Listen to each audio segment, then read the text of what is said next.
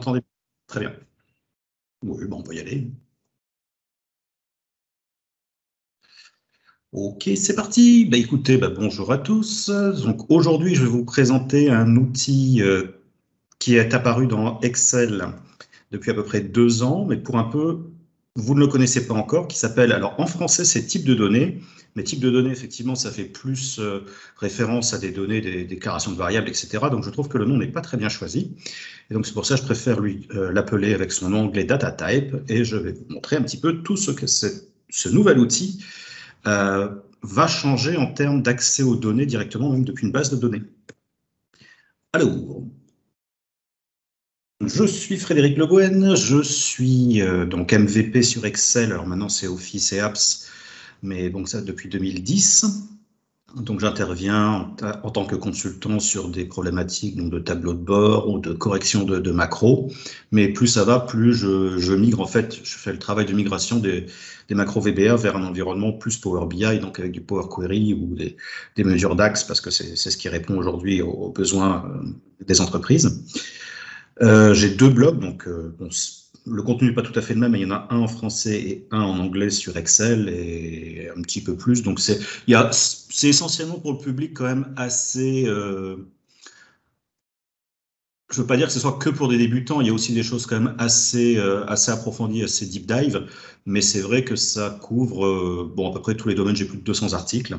Et là, en ce moment, je travaille beaucoup plus sur ma chaîne YouTube parce que avec le confinement, il y a moins de blocage en entreprise avec YouTube et je vois que la fréquentation de mes chaînes, de mes vidéos n'arrête pas d'augmenter.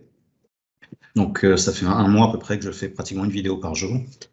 Et enfin, donc, j'ai écrit des livres et si vous voulez me contacter, c'est à cette adresse, mais on pourra peut-être y revenir en fin de présentation. Donc, c'est quoi les types de données? Donc, ce n'est présent que avec Office 365. Parce qu'il faut une connexion web, comme vous allez le voir. Et non seulement une connexion web, mais être déclaré avec son compte d'Office 365 dans son tenant. L'idée, c'est quoi? C'est d'aller récupérer des informations en relation avec un identifiant. Alors, on va faire une première démonstration tout à l'heure avec des pays ou des actions. Mais comme vous allez le voir en fin de présentation, vous pouvez directement maintenant vous mettre en connexion avec votre base de données, avec votre data model dans Power BI. Et c'est pour moi là vraiment quelque chose de très intéressant sur lequel qui va amener une nouvelle réflexion sur l'utilisation des données en entreprise. Et surtout, comme je l'indique tout à la fin, il n'y a plus aucune formule qui est nécessaire. Donc tout ce qui est nombre.si, recherche V, recherche X et autres, ce qui donne beaucoup de mal au crâne, a priori on pourrait peut-être s'en passer, quoi. Alors, comment obtenir les data types? Alors, depuis le ruban d'Excel, et on va commencer tout de suite là-dessus. Ensuite, je vais vous parler du projet Wolfram Alpha. Je vous présenterai ce que c'est tout à l'heure. On peut aussi créer ses propres data types depuis Power Query ou depuis Power BI. Voilà, voilà. Alors, je vais directement commencer donc depuis un fichier Excel. Alors, avant toute chose, quand vous allez donc donner, est-ce que vous avez cette option qui s'appelle type de données? J'en ai peut-être plus que vous, ça je le conçois, mais déjà vous, est-ce que vous l'avez? Si tel n'est pas le cas, c'est tout simple, il suffit depuis fichier options d'aller dans les langues. Et dans les langues, il faut absolument que la langue anglaise soit présente. Je n'ai pas dit de travailler avec Office en anglais, mais il faut que la langue anglaise soit présente. C'est encore un bug, ça devrait être corrigé pour juillet de cette année. C'est ce qu'ils m'ont promis.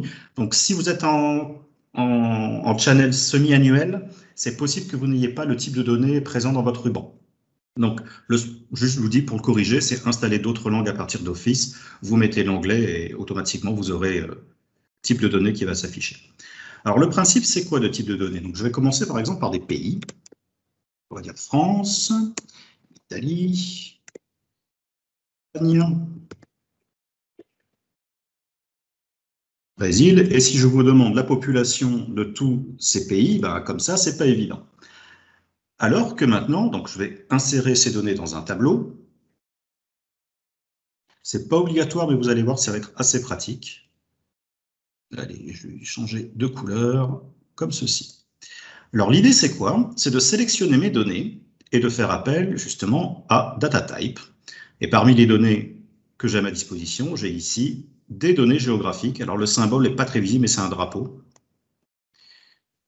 Et donc, en cliquant sur cette icône, vous voyez maintenant, alors je ne sais pas si en zoomant, vous allez mieux le voir. Voilà, vous voyez que maintenant, une icône s'est installée devant mes données. Donc, ça veut dire que ces données-là, maintenant, ont été taguées, identifiées comme étant appartenant à une base de données ici. Et donc, si je veux la population, il me suffit ici de cliquer sur la petite icône qui, maintenant, a été créée. Et quand je clique sur cette icône, ben, je vais aller rechercher la population ici. Et voilà, je retourne la population des pays concernés. Je rajoute un pays, comme par exemple les Pays-Bas. Et sans rien faire, automatiquement, il va me rafraîchir mes données. Donc, on a vu par rapport donc, à la population. Donc, je resélectionne la colonne. Vous voyez, si je ne sélectionne pas la colonne où j'ai mon petit drapeau, donc mes data types, c'est que je sélectionne par exemple population, là, ça marche. Tiens, à une époque, ça ne marchait pas. Alors, je vais quand même le faire proprement parce que vous allez voir ce qui va se passer. Donc, je vais chercher la capitale de ces pays, capitale, ville principale. Et là, ça peut être que vous ne l'avez pas chez vous, mais quand j'ai rajouté les villes, qui sont aussi un élément de data type, automatiquement, là aussi, le drapeau s'est rajouté. Ça fait à peu près 6 mois que ça a été mis en place. Et donc, en fait, c'est une espèce de poupée gigogne. On peut redescendre, etc. Et donc, si je veux maintenant la population de ces villes, ben voilà, je vais la chercher, population. Et la superficie, comme ceci. Donc voilà, donc j'ai à ma disposition tout un tas d'éléments.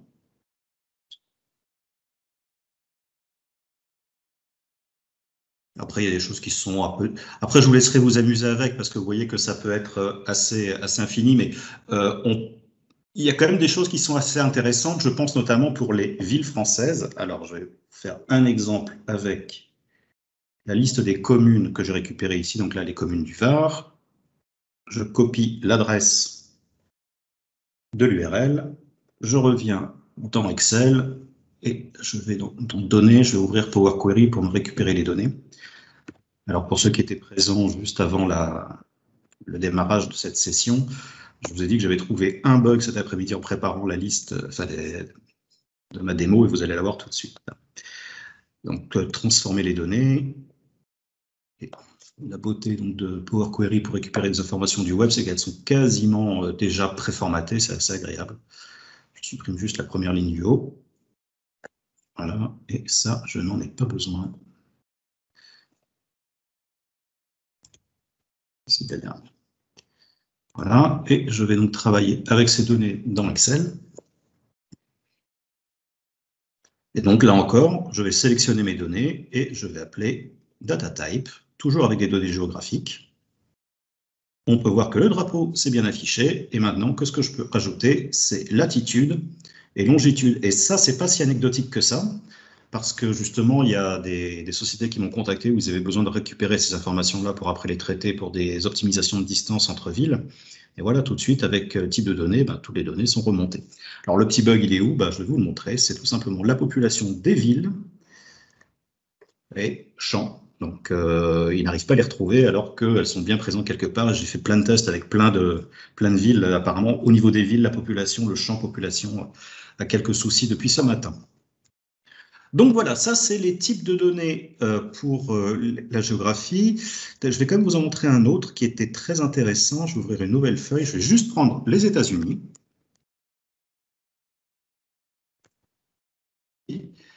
Et en sélectionnant les États-Unis, toujours en données géographie, je vais prendre subdivision.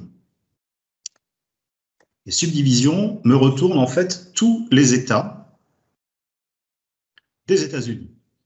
De même, je sélectionne toutes ces valeurs et je vais lui demander. Non, c'est pas la population qui m'intéresse, c'est voilà, capitale et ville principale. Et également, c'était les plus grandes villes. Voilà. Celle-là, on peut voir que c'est assez intéressant parce que, alors, pour Washington, c'est une petite erreur d'écriture, parce qu'en fait, c'est Washington DC. On retrouve l'État de Washington un petit peu plus bas, je l'ai perdu de vue. Il est où? Peut-être que vous l'avez vu passer. Il est là. Voilà, ça c'est l'État de Washington, où effectivement la plus grande ville c'est Seattle, mais la ville qui est l'État de Washington, c'est Olympia. Et en fait, ici, c'est Washington DC. Et aux États-Unis, Washington DC, c'est une ville, quoi. Donc, c'est pour ça qu'il n'y a pas d'autres champs. Et donc, voilà, on peut vraiment descendre, et c'est assez intéressant. Et je vous laisserai donc vous amuser avec ceci. Maintenant, je vais vous parler donc des actions boursières et des taux de change, toujours avec le type de données. Donc là, encore, je récupère l'information depuis Boursorama. Je reviens ici, toujours à partir du web. Vous voyez, je préfère vous montrer aussi toutes les étapes plutôt que de faire un pré-copier-coller pour vous montrer que finalement, ça ne prend pas forcément plus de temps à récupérer les informations du web. Ah.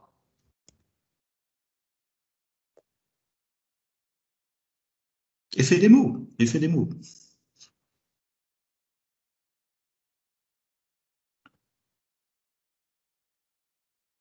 Donc OK, et je ne vais récupérer que cette colonne. Je supprime les autres colonnes. Fermer et charger. Ça m'évite de les taper une à une. C'est un peu plus facile. Et donc là encore, je vais sélectionner toutes mes colonnes et demander au type de données, cette fois-ci, données boursières. Alors là, vous pouvez voir qu'il me met pas mal de points d'interrogation parce qu'en fait, c'est pas qu'il ne les connaît pas, mais il me demande de sélectionner la place boursière de laquelle je vais récupérer les cotations. Alors, je vais agrandir un petit peu, je ne vais peut-être pas toutes les faire. Est-ce qu'on a vu passer un site? Voilà, Paris. Et donc là, vous pouvez voir d'ailleurs que le code, c'est XPAR, donc pour les bourses de Paris, avec le code. Donc ça, c'est très important de vérifier justement que le code soit bien les codes de Paris. Là, on peut voir par exemple que pour Atos, il m'a pris XNAS, donc c'est le Nasdaq, et ainsi de suite. Et alors, bon, je vais peut-être aller AXA, hop, Alstom, Paris aussi, je l'ai, Dassault Systèmes, ok. Et Sealer, Paris, ça va. Orange, c'est pas New York, c'est Paris qui est ici. Et ArcelorMittal, et je ne sais plus s'ils sont en France, ceux-là. Je ne sais plus. Bon, alors on va prendre New York Stock Exchange, voilà. Et quand je clique ici, eh bien, je peux récupérer. Alors, le nom qui est indiqué, c'est le prix, mais en fait, c'est la dernière cotation. Donc, en fait, pour nous, maintenant, à l'heure où je fais la démo, ça n'a pas vraiment d'incidence parce que les bourses sont fermées. Mais si vous êtes en pleine journée, vous pouvez avoir donc la valeur des données.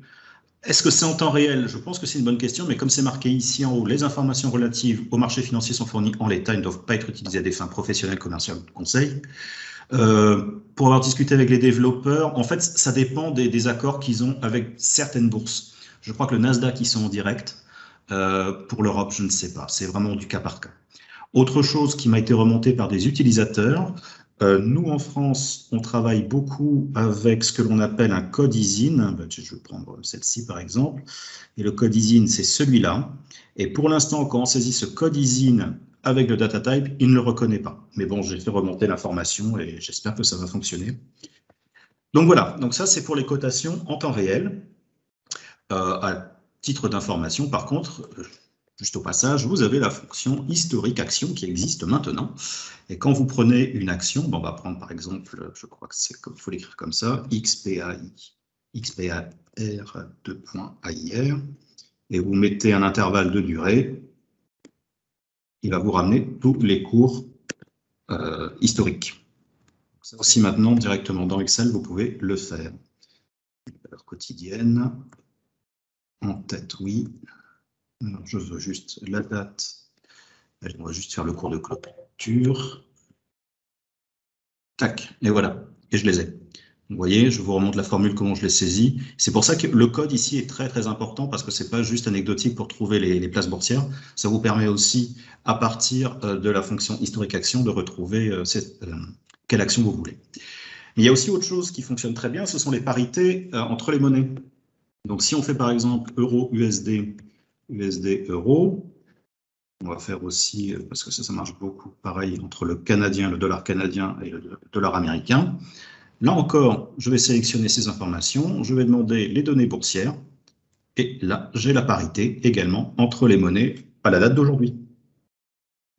Voilà, donc déjà tout ça c'est en place. Alors je me répète, ça c'est ce que vous devez déjà avoir de base, et si vous ne l'avez pas, il vous suffit juste de télécharger la langue anglaise et vous allez voir que ça va s'afficher tout de suite.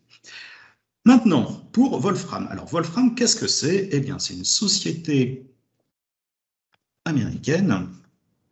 Donc c'est le site wolframalpha.com. Et donc c'est un projet qui permet justement de faire ce que je vous ai montré, c'est-à-dire de regrouper énormément d'informations. Comme vous pouvez le voir, ben là j'ai Food and Nutrition et dans mon data type, j'ai aliments. Et donc j'en ai vraiment beaucoup. Je les ai pas tous testés. Je vois pas trop l'intérêt de yoga pour être franc. Bon, il y en a quelques-uns comme ça, ou espace, savoir la position d'une galaxie. Bon, voilà. Mais ça existe. Le seul petit bémol, c'est que c'est nécessairement en anglais. Donc si par exemple je fais ici pomme,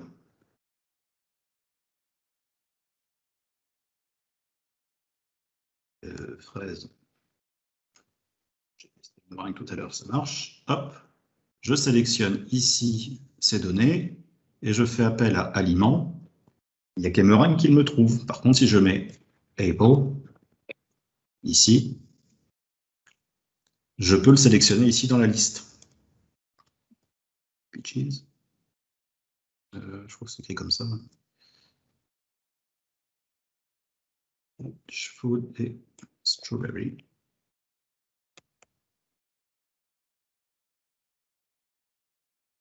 Voilà. Et là, vous pouvez voir maintenant, quand je sélectionne ceci, j'ai beaucoup plus d'éléments, mais là aussi en anglais. Par exemple, quel est le calcium à l'intérieur? Quelles sont les protéines? Je les ai vues tout à l'heure. Voilà. Est-ce qu'il y a de la fibre, enfin des fibres à l'intérieur? Il y en avait aussi. Donc, vous voyez, donc, si on est intéressé par toute cette problématique-là, justement, d'alimentation, eh ben, vous pouvez afficher toutes ces informations-là. Alors, vous avez remarqué que là, je ne les ai pas mis dans un tableau. Je l'ai un peu fait exprès. Et là, du fait que ce ne soit pas dans un tableau, eh bien, les en-têtes ne s'affichent pas automatiquement, comme ça a pu être le cas, par exemple, quand j'ai fait les pays automatiquement, vous voyez, population, capitale, population, superficie, se sont automatiquement affichés dès que je sélectionnais un champ, code devise. Voilà. Donc voilà, donc il y a ça, il y a aussi des choses qui peuvent être peut-être plus rigolotes avec le Wolfram Alpha, c'est si j'en prends des groupes de musique. Alors on va faire Beatles, de préférence avec toujours des titres de groupes plutôt anglo-saxons. On a essayé avec, enfin j'avais fait cette démonstration avec une population assez jeune, on va dire maximum 25 ans, ils m'ont sorti que des noms de rappeurs français. Ça n'a pas vraiment marché. Mais bon, inutile de vous dire que je ne les connaissais pas non plus. Je suis un peu passé pour un vieux. Mais bon, c'était l'anecdote. Et donc ici, donc, je ne vois pas marqué de chanteur, mais j'ai ici la petite icône automatique. Et quand je clique dessus,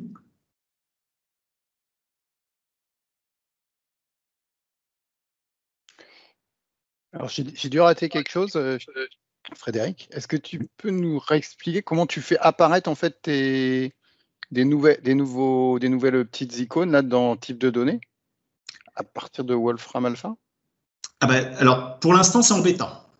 D'accord. Et Parce que moi, pour l'instant, dans mon Excel de base, j'ai organisation, données boursières et données géographiques. On est d'accord? on est d'accord. On est d'accord.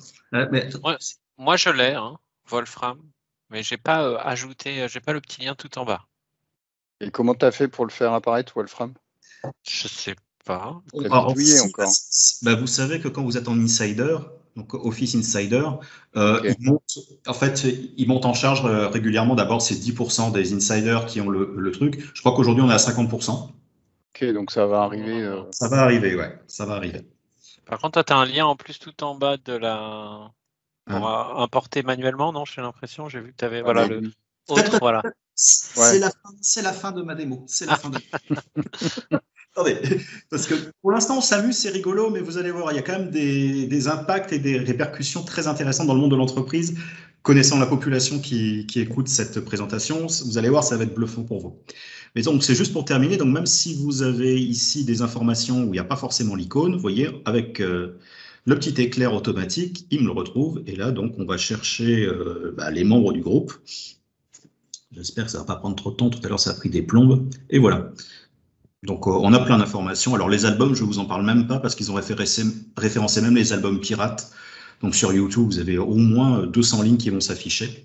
Mais ce qui est intéressant de voir dans un cas de figure comme celui-ci, comme en fait, j'ai plusieurs lignes, il a inséré ça dans la nouvelle fonction matricielle tableau en texte. Donc, ça, il le fait automatiquement, alors que tout à l'heure, je ne sais plus où je les ai mis. Voilà, les états, comme je n'avais pas mis ça dans un tableau, il m'a tout mis les uns derrière les autres. Donc, vous voyez, il arrive à s'adapter en fonction de la disposition des données pour ne pas qu'elles s'écrasent les unes par rapport aux autres. Il est capable de s'adapter. Bon. Donc, voilà, ça, effectivement, ce sont les données de base que vous avez déjà.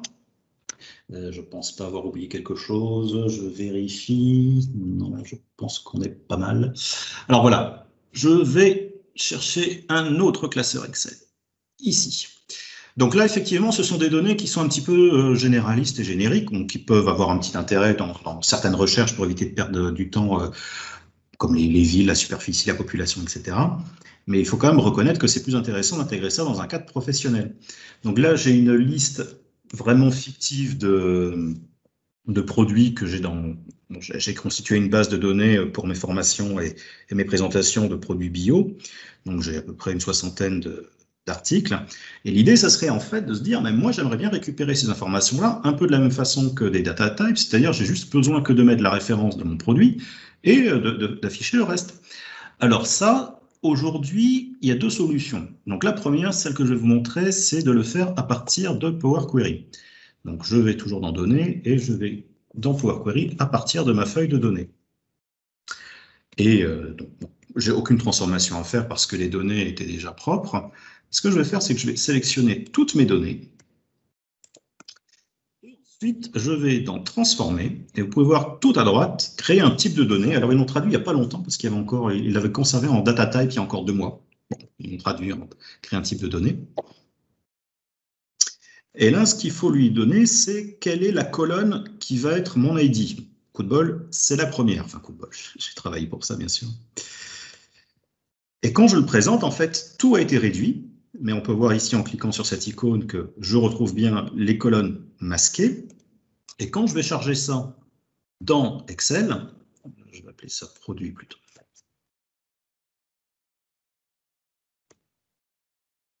Donc, je vais charger ça dans Excel.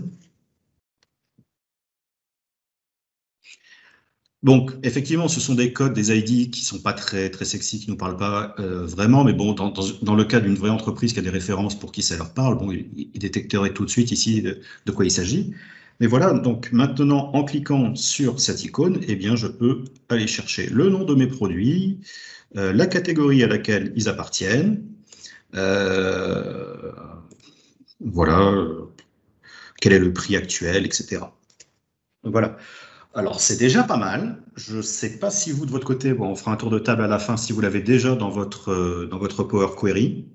Je pense que c'est encore un petit peu récent. Peut-être que certains qui sont insiders doivent l'avoir, mais pas forcément tout le monde, ici. Mais moi, quand même, l'inconvénient que j'ai par rapport à ce produit aujourd'hui, c'est que je suis obligé de charger toute la liste de mes références. Je ne peux pas faire comme je l'ai fait tout à l'heure, c'est-à-dire juste de ne sélectionner que quelques valeurs pour interroger... pour faire une interrogation. Quel est le plus bas de la journée, voilà. Et là, évidemment, je n'ai pas chargé toutes les valeurs boursières de Paris. Donc, pour la solution avec Power Query, on est encore aujourd'hui obligé de tout charger. Mais au moins, déjà, c'est une première piste. La deuxième, c'est justement la remarque qui m'a été faite tout à l'heure, c'est de pouvoir directement, c'est l'icône que je vous ai montrée ici. Alors, attendez, je vais ouvrir une nouvelle feuille. C'est à partir justement des données qui sont dans ma base de données, pouvoir récupérer des informations qui sont chez moi. Alors, comme on a vu que j'ai des produits ID relativement simples, eh bien, je vais charger Voilà, le produit 1, le 4, le 8, le 12, le 32 et le complémentaire, le 45. Voilà, ce sont les gagnants du loto. Et ici, ben, je vais lui dire, va te connecter à ma base de données. Ça, je vous montre juste après comment j'ai fait. Ça, c'est ce que l'utilisateur final voit. Et donc, je me connecte donc ici à ma base produit.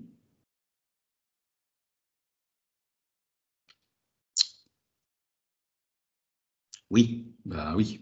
Mon organisation automatiquement le niveau de confidentialité. Je n'ai pas envie que tout le monde puisse les connaître.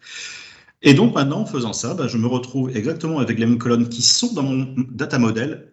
Je vous le montrerai tout à l'heure. Et là, je n'ai que le nom des produits, catégorie comme on l'a vu, et je peux aussi afficher l'image quand il y en a. Et oui, j'ai des images de mes produits. Voilà. J'en ai plein. Et bien sûr, là encore, si je rajoute un nouveau produit, je veux maintenant interroger le 54. Hop, il me suffit juste d'étendre les deux formules, et voilà. Alors, vous pouvez voir que en fait, la formule en soi est très simple, c'est juste égal à 8, donc la référence où il y a le code, avec juste le nom de la colonne. Et je peux aussi bien le faire directement dans une cellule. Si je fais par exemple égal, donc je vais chercher 45 et je fais point, hop, rien qu'en faisant le point, j'ai ici tout le descriptif des colonnes qui existent. Donc là, je vais chercher sous-catégorie, par exemple. Et voilà, j'ai l'information. Donc voilà, et ça marche aussi avec mes clients. Alors, comment est-ce que j'ai procédé pour faire ça? Donc là, maintenant, je vais quitter Excel et je vais aller dans mon modèle SQL Server, ici. Donc voilà, ça, c'est mon tableau de bord que j'ai créé avec toutes les tables qui sont présentes dans un serveur SQL Server. Et on retrouve ici mes tables et mes mesures. Donc, comment est-ce que ça s'orchestre ça? Attendez, je vais le mettre là, ce sera plus simple. Eh bien, en fait, l'astuce, c'est depuis l'icône du modèle, c'est d'indiquer si vous voulez que cette table est une table proposée. Alors, la traduction n'est vraiment pas claire. Mais en fait, c'est ça, c'est que si vous dites oui, c'est une table proposée, rien qu'en faisant ça, enfin presque, vous allez faire apparaître l'icône dans Excel. Je vais prendre un test. Si je fais avec ville, voilà, ville n'est pour l'instant pas proposée. Je vais cliquer dessus. Alors, donc description, c'est pas vraiment nécessaire. Donc c'est quelle est ma ligne? Donc ça va être voilà, qui ville et la colonne clé. Je reprends la même. Voilà, enregistrer.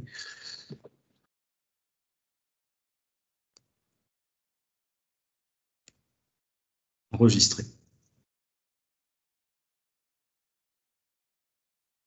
Voilà, tout simplement.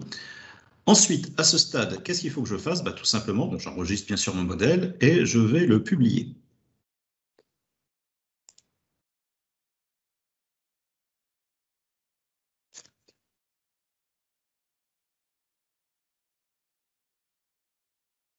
J'en profite pour boire un petit peu d'eau. Allez, voilà. Donc, je le mets dans mon espace de travail. Oui, je veux remplacer l'actuel.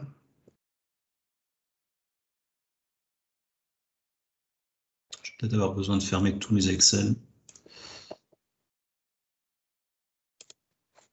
Pas enregistrer, ne pas enregistrer. Voilà, je crois que j'ai fermé tout Excel. OK. L'opération a réussi, c'est très bien. Je rouvre Excel. Suspense. Est-ce que je vais avoir une icône ville? Données. Peut-être pas encore. Ah si, ville, ça y est, ville vient d'apparaître. Donc vous voyez, le fait juste d'avoir sélectionné l'icône, depuis mon organisation, a fait que je peux récupérer cette information-là maintenant directement dans Excel. Alors, aussi, ce dont je n'ai pas encore parlé, c'est ça, c'est que, bien sûr, au niveau de Power BI, il y a, c'est donc le petit message que j'ai eu tout à l'heure, donc je suis pour ma base de données, hein, donc le dataset, je suis certifié, ça c'est très très important, et je suis en mode confidentiel. Et je crois également, je peux revenir en bas, et je crois également que dans les Manage Permission, Non, c'était pas là. Il faut aussi dire à qui on veut l'adresser, parce qu'évidemment, tout le monde dans votre organisation ne va pas l'avoir.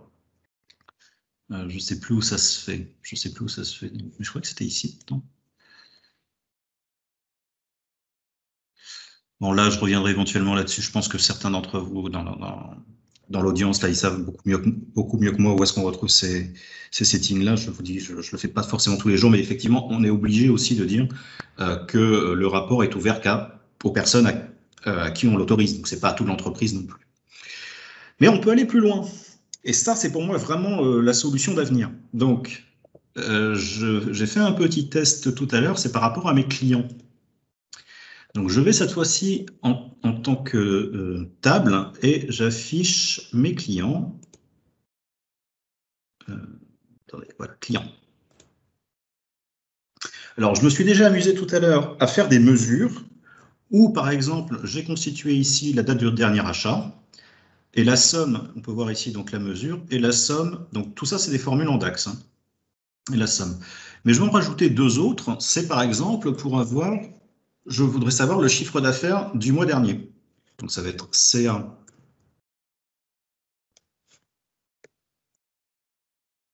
Mois courant déjà. Et là, j'ai déjà tout à l'heure créé les mesures, je peux vous les montrer, elles ne sont pas très compliquées. Donc chiffre d'affaires mois actuel, comme ceci.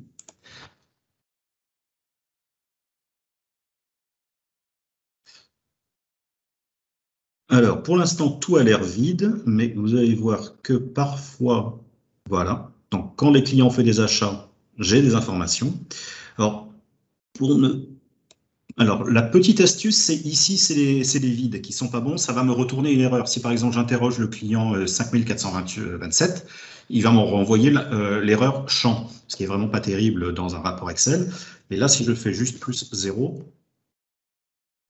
donc il va mettre 0 partout où il n'y a pas d'information. Et je vais faire pareil donc pour deux autres colonnes, donc qui sont le chiffre d'affaires mais du mois précédent. Égal, et la mesure c'est CA mois précédent plus 0 et enfin le nombre de produits achetés dans le mois.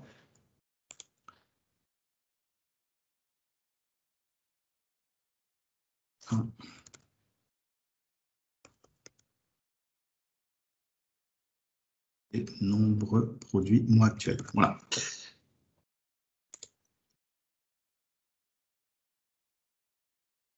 Tout simplement. Et donc maintenant, effectivement, si je descends un petit peu, on peut voir que parfois, bah voilà, j'ai des informations qui apparaissent. Donc, excusez-moi, j'arrête pas de déplacer la petite fenêtre. Et donc là, bah, on peut voir justement bah, que donc ça, c'est le mois précédent. Mais le mois dernier, donc j'avais un chiffre d'affaires pour ce client-là de 83 € qui a acheté en fait 7 produits. Les mesures, je vais vous les montrer, n'ont rien de très très compliqué. Donc chiffre d'affaires du mois actuel, j'ai tout simplement repris le chiffre d'affaires auquel j'ai appliqué directement dans ma mesure le filtre entre la date du début du mois et la date de fin de mois. Voilà. Donc tout ça, c'est en place. De nouveau, j'enregistre et de nouveau, je publie sur mon espace de travail.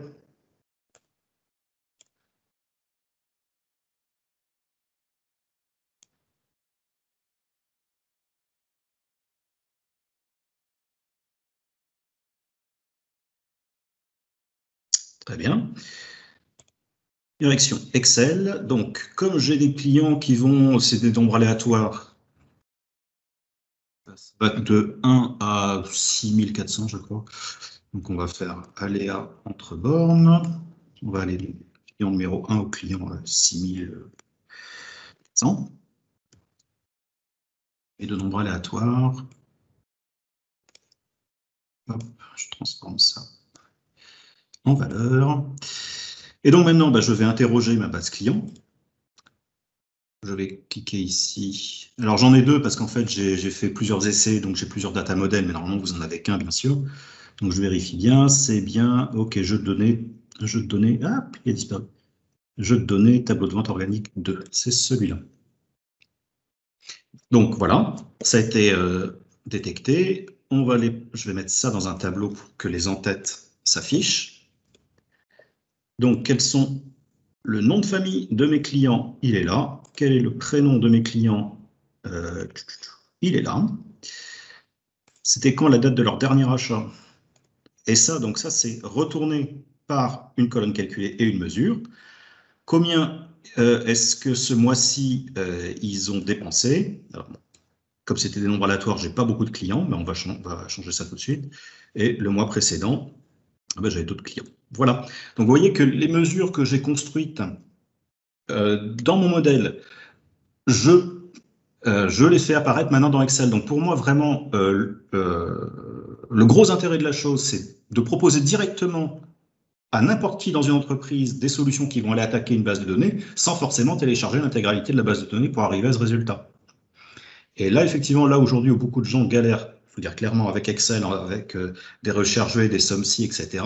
Si le travail en amont, c'est un nouveau boulot, hein, pour l'instant ça n'a jamais été fait, j'en suis bien conscient, mais vous voyez qu'à partir d'un data model qu'il faut construire bien sûr, mais auquel vous rajoutez des colonnes calculées dans votre data model, voilà, comme ici, donc les fameuses colonnes calculées qui sont à droite, eh bien, ça fonctionne très bien. Je vais vous prendre un exemple d'un client où il y a, tiens, celui-là, où j'ai, donc c'est le numéro combien, la Mariette Lepage. Mariette Lepage,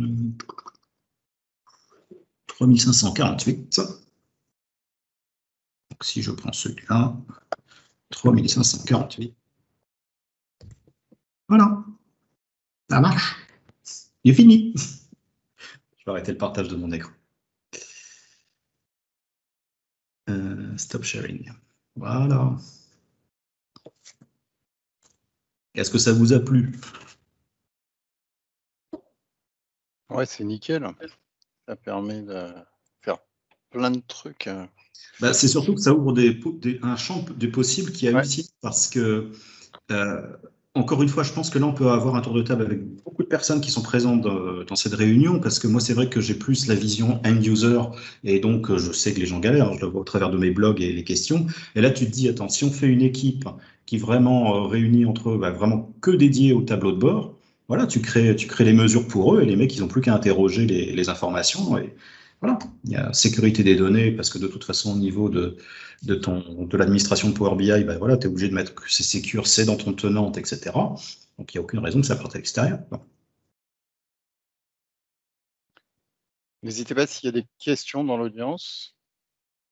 Ah oui, des questions. J'aimerais avoir une réponse, s'il vous plaît. Moi, d'abord, merci, je trouve ça génial. Je ne connaissais pas du tout cette fonctionnalité. Moi, j'avais une question sur le data model là, que tu as publié. Ouais.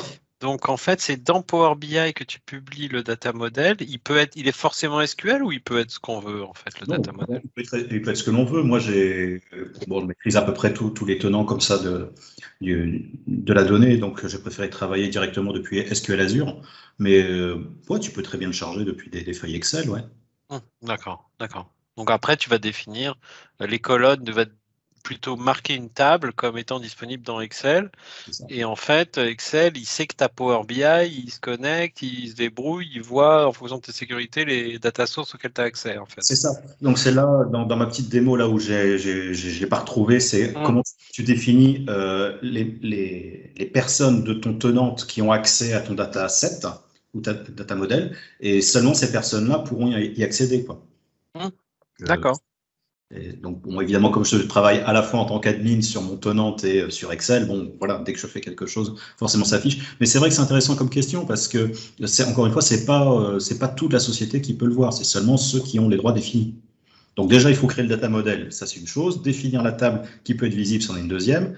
Publier ça sur ton espace de travail et en plus autoriser certaines personnes. Donc c'est quand même non mais c'est bien sécurisé à ce niveau-là. Ouais, c'est bien sécurisé. Non, mais c'est pas insurmontable en plus. C'est vrai que c'est mieux d'avoir tout en centrale, donc ça donne plein d'idées. Ouais, c'est vrai que c'est intéressant. Moi, vraiment, ce que je vois, ce que je dis, c'est que je préférais peut-être que, pas tout de suite, bien sûr, mais dans 5-10 ans, que les gens réfléchissent plus comme ça au sein de ceux qui sont data administrateurs et commencer à créer des rapports et diffuser l'information, ce sera beaucoup plus simple. Parce que je me souviens à la BRED, Banque Populaire sur Paris, chaque service avait sur son Excel les codes références de toutes les agences. Et j'ai dit, mais il n'y a pas un truc centralisé? Eh ben non. Donc voilà, là au moins, voilà, la mise à jour est faite et hop, tout le monde le lendemain, ils ont les mises à jour qui sont présentes sur leur Excel, quoi. Et alors par contre, tu disais sécurité, donc dès que tu as mis ça dans Excel dans des colonnes, les valeurs persistent quand tu sauvegardes le fichier, c'est-à-dire que si j'envoie le fichier à quelqu'un, il n'aura pas la connexion, mais les valeurs seront visibles ou pas? Je ne sais pas. Je peux te l'envoyer, on peut faire un test tout de suite. Ok, ouais. Oh, ouais. Attends, je l'enregistre. Ouais, c'est pas mal, ouais.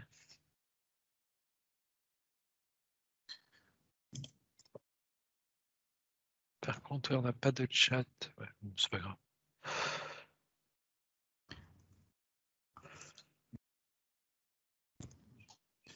Attends, on peut le partager là directement sur le Teams? Comme ça, d'autres personnes pourraient le regarder. Peut-être en upload. En fait, il faut que tu le mettes sur le chat, mais pour accéder au chat, il faut être sur le tenant AMS. Non, je crois que j'y suis.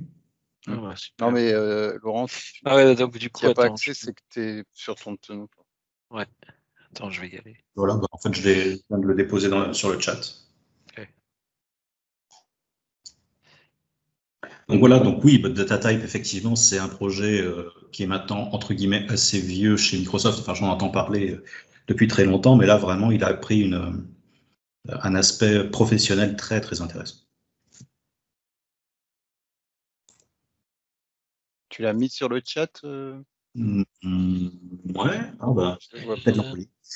Il faut peut-être que je clique Ah sur ouais, voilà, ça marche mieux. Externe, c'est le numéro, attends.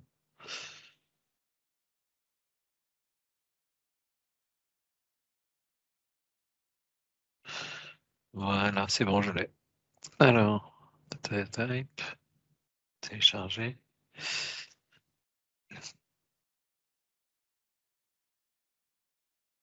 Après, effectivement, il faut maîtriser DAX. Hein. Je ne vous cache pas que j'avais déjà fait les mesures dans l'après-midi. Certaines m'ont pris un peu de temps avant que ça retourne ce que j'attendais. Je ne sais pas si vous maîtrisez bien le DAX. Moi, c'est pas spécialement. Facile. Bah non. non. Easy. On nous aurait trompé. En fait, tu as quand même 5 façons d'écrire la même chose en DAX, donc c'est un petit peu compliqué. Moi, quand ça marche, ça marche. Ouais, voilà, c'est ça. Des fois, tu ne retrouves plus, tu sais que tu avais fait comme ça. Alors, ben, en fait, je vois bien les datas. Ouais. Donc, j'ai bien les datas. J'ai même le modèle, c'est-à-dire que j'arrive à déplier des choses. Client ID, donc je vois le menu déroulant là. Donc, si je cherche Client ID, ah, il me les retrouve quand même. Ah, mais le coquin, il a tout. Latitude, ok. Il a tout, il a tout, et il a dû embarquer ça dans le. Ah, peut-être dans le Power. Ben non. Bah non. Par contre, si Dans tu des- rafraîchis, si tu fais donner, rafraîchir tout, normalement, là, il ne doit pas aimer du tout. En fait, il m'a mis donc avertissement de sécurité du web que j'ai enlevé. Il m'en met un autre sur type de données liées ont été désactivés. Donc j'active là. Et là, si je rafraîchis. Ah non, j'accède à des trucs, hein. Email adresse. J'ai de la data. Elle doit être embarquée, je pense, Elle doit être embarquée comme dans un l'objet, fichier ouais. PBX, en fait. Hein. Ou dans le JSON, enfin quelque part dans l'Excel, ouais. Et par contre, si tu vas dans données et que tu fais actualiser, là, par contre, tu Alors, casses. données, actualiser, ben, actualiser tout. Vous ne pouvez pas accéder au type de données d'organisation. Mhm. Voilà, je n'ai pas de licence. Vous répondez peut-être pas aux exigences de licence, mais à mon avis, c'est plus une question. Ah, peut-être qu'il faut. Bah, si, pourtant, on est en premium, nous. Non, mais Ok. je pense que le message va Ouais, dire que tu n'as pas accès à mes données du tenant. ouais. Mais c'est intéressant parce qu'en effet, tu m'as embarqué quand même toute la table client dans le fichier. C'est fictif. Hein. Ouais, je sais. Non, oui. Je suis parti sur le site Fake Name Generator. Je ne sais pas si vous le connaissez, celui-là. Et Ouais, voilà. j'ai utilisé une fois, ouais. Il n'y a rien de réel. Pas de souci. Non, il n'y a pas de souci. Non, mais c'est marrant de voir qu'il a stocké, en fait, si tu veux, aussi toutes les autres colonnes à l'intérieur du fichier. Mais c'est intéressant ta remarque parce Ouais. que c'est clair que nous, on l'a jamais fait en test avec de cette façon-là. On l'a toujours fait sur notre tenante, nous, déjà pour essayer de comprendre comment ça fonctionne. Et c'est vrai que de le partager, on s'était jamais posé la question. Donc, intéressant de voir que c'est pas si sécure que ça. Quoi. Bon, c'est l'Excel, quoi, comme d'hab. Hein. Non, c'est Secure Excel, mais comme tu mets plein de data dedans et que tu les envoies à droite à gauche, ça devient moins secure. Voilà. On est d'accord. Bon, maintenant, après. Bon, il y a quand même non, mais j'adore ce truc. Hein. Je pense qu'ils vont pouvoir jouer avec. Ouais. Il y a un truc, moi, quand même, qui me surprend, justement, quand j'entends discuter avec les gens, où je dis, mais est-ce que vous avez accès aux bases de données à chaque fois? Bah, c'est non, on n'a pas le droit, sécurité totale, bon, d'accord. Mais comment vous travaillez? On travaille à partir de fichiers CSV. T'es là, mais attendez, donc ça veut dire qu'on télécharge des fichiers qui sont non sécurisés, qu'on ne peut pas crypter. Et... Bah ouais.